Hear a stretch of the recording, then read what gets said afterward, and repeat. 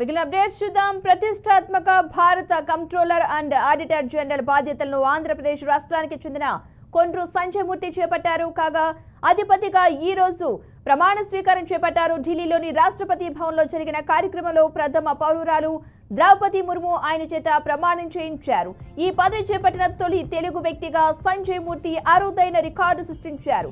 అమలాపురం మాజీ MP KSR మూర్తి కుమారుడు Sanjay 1964 December 24న జన్మించారు. 1989లో ఐఏఎస్ అధికారిగా హిమాచల్ ప్రదేశ్ కేడర్ కు ఎన్నికై ఆ తర్వాత కేంద్ర సర్వీసుల్లోకి వెళ్లారు. 2021 సెప్టెంబర్ నుంచి జాతీయ ఉన్నత విద్యా కార్యదర్శిగా విధులు నిర్వహించారు.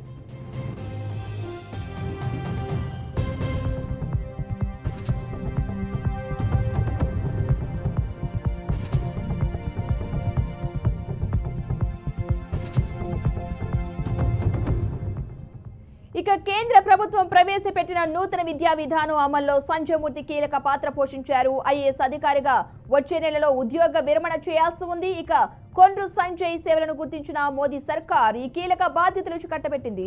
ఈ స్థానంలో నియమితురాలైన వారు గరిష్టంగా 6 ఏళ్లు లేదా 65 ఏళ్ల వయసు వరకు కొనసాగే అవకాశం ఉంది. సంజయ్ మూర్తి తండ్రి కేఎస్ఆర్ మూర్తి 1996లో కాంగ్రెస్ తరపున అమలాపురం నుంచి లోక్సభకు గెలిచారు.